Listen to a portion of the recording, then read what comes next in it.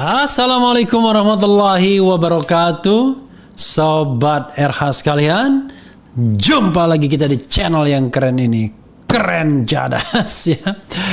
Kali ini saya akan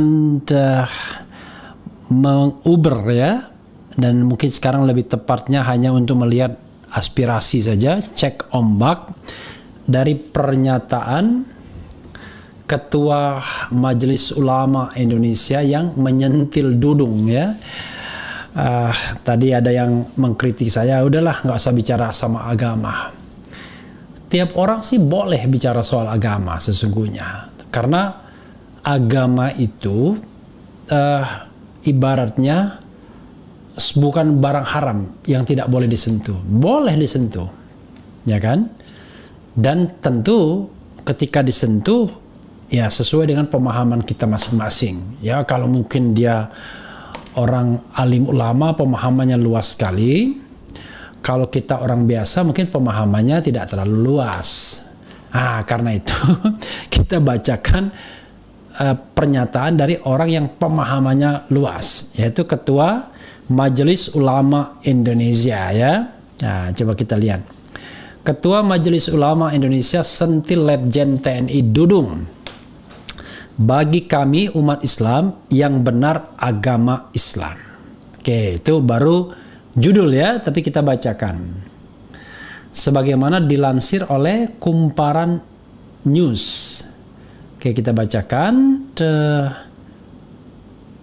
ucapan Pangkostrat Letjen TNI Dudung Abdurrahman soal semua agama benar di mata Tuhan rupanya memanen banyak komentar. Salah satunya datang dari Ketua Majelis Ulama Indonesia, Kiai Haji Khalil Nafis. Bagi kami umat Islam, yang benar adalah hanya agama Islam. Kita wajib meyakininya agar iman menancap di hati, jelas Khalil Nafis, Rabu 15 September. Namun kata Khalil, dalam kehidupan sosial berbangsa dan bernegara, memang harus bertoleransi kepada umat beragama lain. Cocok ya? Khalil Nafis juga mengingatkan Letjen Dudung, konsep semua agama benar itu maksudnya menurut Pancasila untuk hidup bersama di Indonesia. This is good point ya, good point. Menurut Pancasila iya. Tapi tentu tidak menurut masing-masing agama.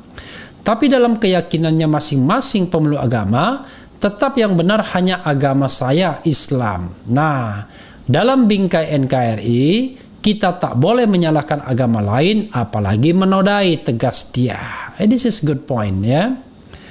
Di sini ada kutipan, toleransi itu memaklumi bukan menyamakan.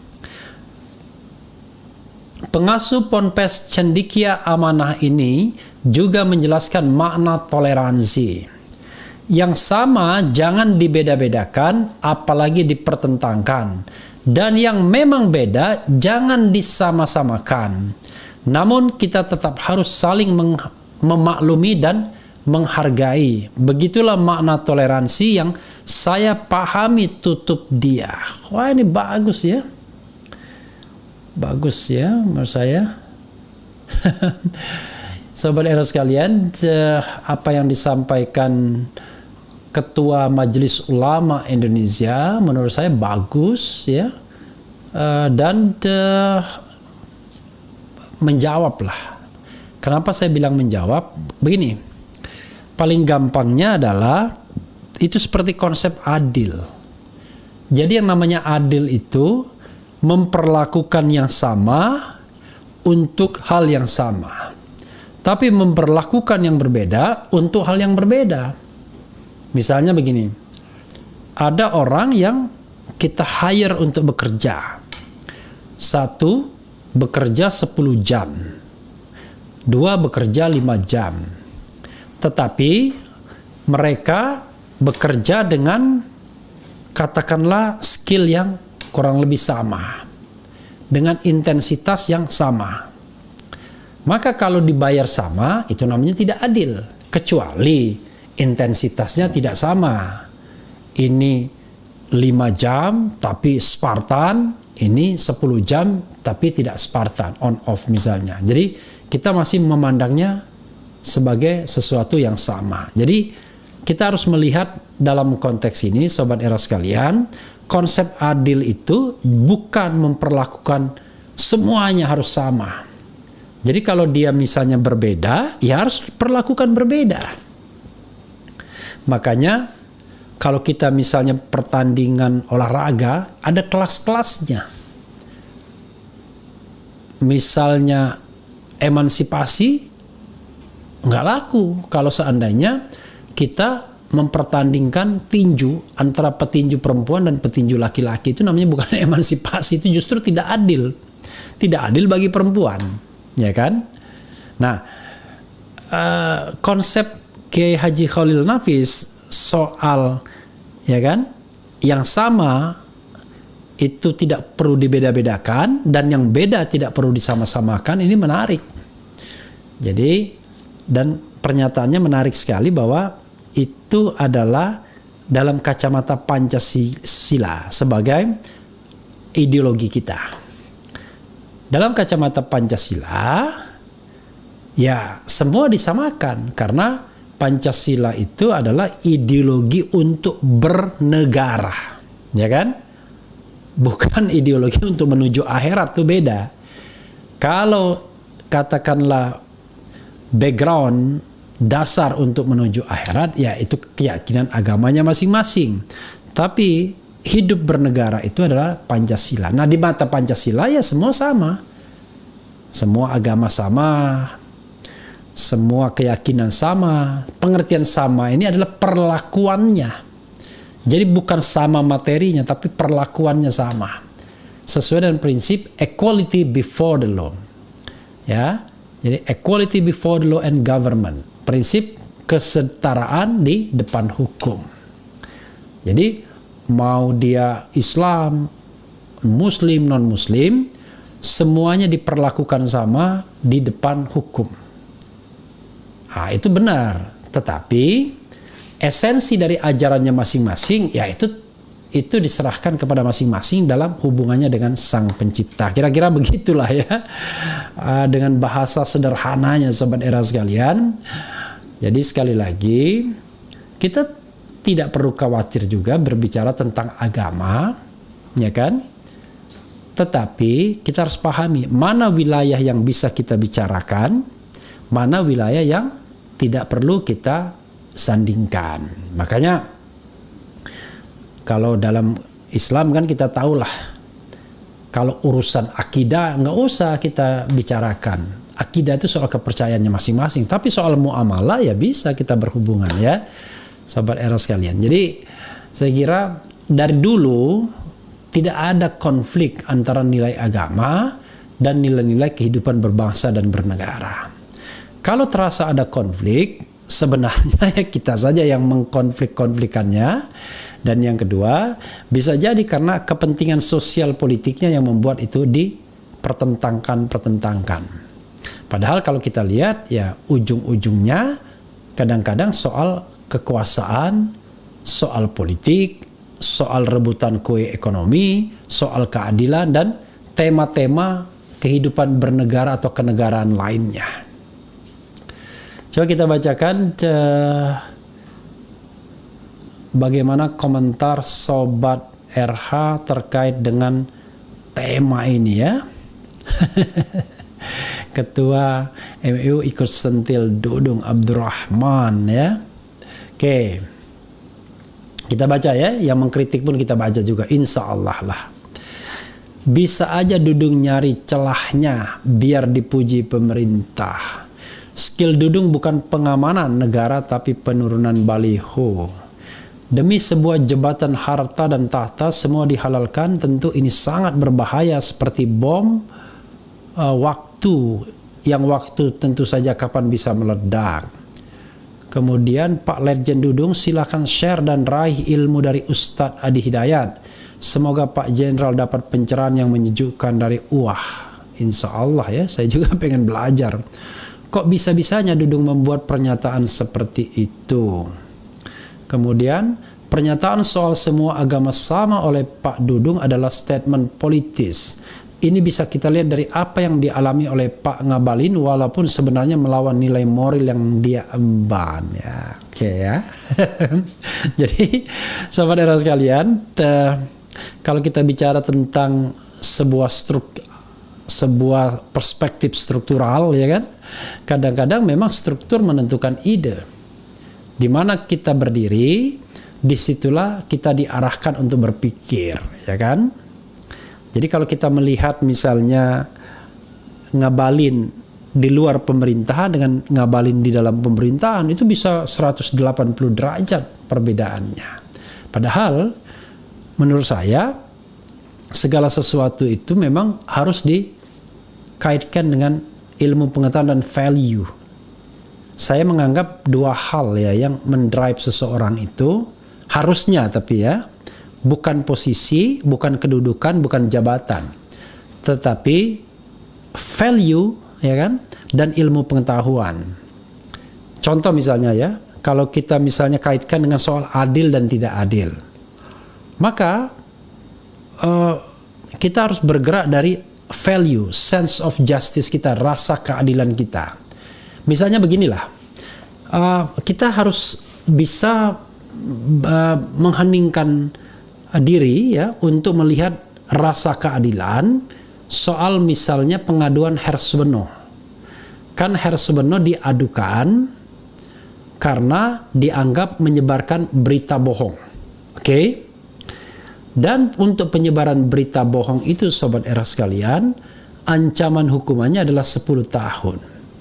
Kira-kira ya kan, adil enggak seseorang yang menyampaikan ada berita bahwa Ibu Mega dalam kondisi yang kritis, dan itu didasarkan pada WA seorang rekan, dan itu pun dia tidak percaya juga karena dia berusaha melakukan klarifikasi dengan juga menyebutkan sumber-sumber lain, tapi tiba-tiba diadukan ke polisi karena dianggap melakukan penyebaran berita hoax, bohong, yang ancamannya 10 tahun, dan dalam konteks Habib Rizik ketika mengatakan kesehatannya dia kena 4 tahun.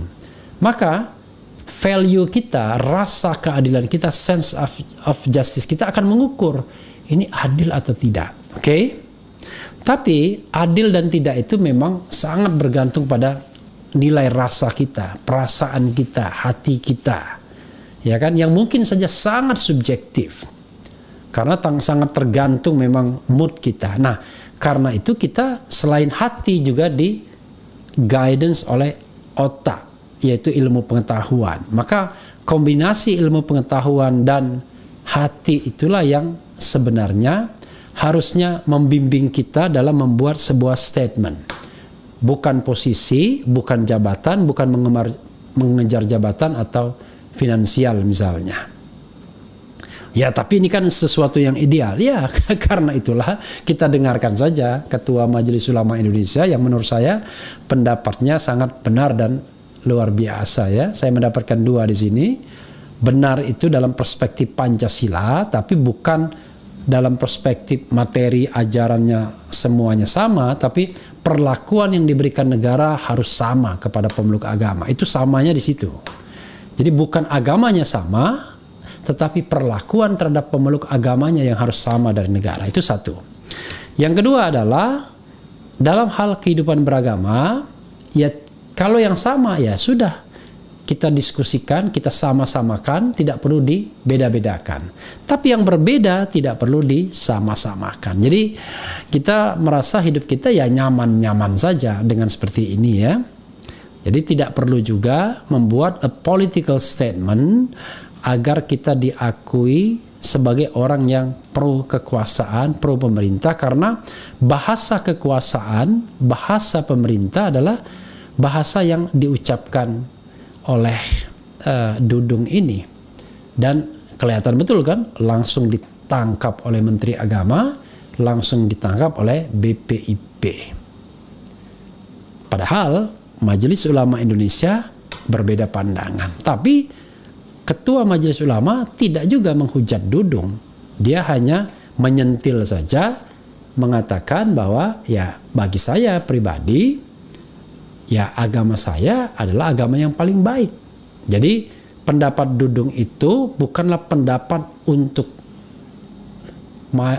untuk orang lain, tapi silahkan kalau dia berpendapat demikian, itu adalah bagian dari privilege dia yang tidak perlu dikaitkan, tidak perlu diumumkan di ruang publik. Kira-kira begitu. Tidak selesai-selesai kita ngomong soal seperti ini ya. Setelah ini saya kira setelah saya ngomong soal Ketua Majelis Ulama, saya menyampaikan perspektif Ketua Majelis Ulama, saya kira nanti kita akan bergerak ke tema lain saja ya. Memang Dudung menjadi kontroversial gara-gara 3 hal ya, penurunan baliho, nantang perang FPI, kemudian hadir dalam press conference, dan keempat naik pangkat ya dari bintang 2 ke bintang 3. Memang masalah kalau kita bicara sistem, karena kita mendambakan TNI kita adalah TNI profesional. Setelah di era reformasi ini, TNI itu betul-betul dijadikan alat pertahanan, dan polisi dijadikan alat keamanan negara ya. Jadi bukan karena kita iri, kita tidak suka sama Dudung, tidak suka sama TNI, no. Tapi yang kita inginkan adalah agar negara kita tetap bisa mempertahankan derajat demokrasinya. Dan demokrasi yang benar itu adalah demokrasi tanpa keterlibatan aparat bersenjata dalam urusan-urusan sipil. Aparat bersenjata bertindak profesional dalam hal pertahanan, kemudian kepolisian bertindak profesional dalam hal keamanan, tetapi tidak ikut wilayah politik. Nah, menurunkan baliho, hadir dalam press conference, kemudian menantang perang FPI, itu seperti memberikan sign kepada kekuasaan yang bisa menentukan karir seseorang bahwa saya loyal loh kepada penguasa. Padahal loyalitas TNI itu, loyalitas aparat keamanan itu bukan pada negara, bukan pada penguasa, bukan pada pimpinan, tetapi pada negara. Selama penguasanya benar, selama pimpinannya benar, mereka harus ikut, karena itu adalah suara dari kesepakatan negara. Misalnya konstitusi, undang-undang, itu kan semua kesepakatan negara. Tapi kalau sudah keluar dari kesepakatan negara, maka hal tersebut harus berani mengatakan tidak, walaupun dengan konsekuensi mungkin juga jabatannya akan dihilangkan, karirnya akan mentok berhenti, tapi kita semua punya pride, punya harga diri untuk menegakkan bahwa kita bertindak sesuai dengan tentu kapasitas kita. Kalau seorang TNI dan penegak hukum, kapasitasnya adalah dia menjadi alat pertahanan dan alat keamanan, bukan menjadi alat politik. Ya, sahabat sekalian, itu saja ya. Yang penting tetap di channel ini, karena di channel ini Anda akan dirayu, ditipu, dibaperin, dicecar, diuber pula di jalur khusus. Karena channel ini adalah channel yang mengancam, memeras, dan membenci. Jangan lupa subscribe, like, comment, and share. Ciao.